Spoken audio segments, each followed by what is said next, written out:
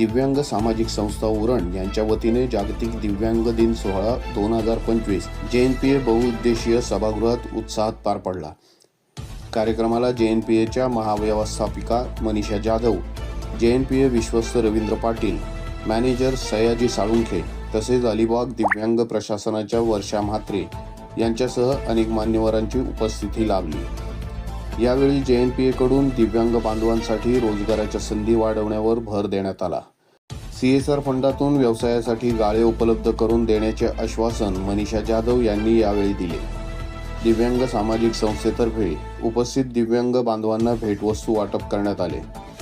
कार्यक्रमाचे संचालन सुनील वर्तक यांनी केले, तर आभार महेंद्र माने यांनी मानले।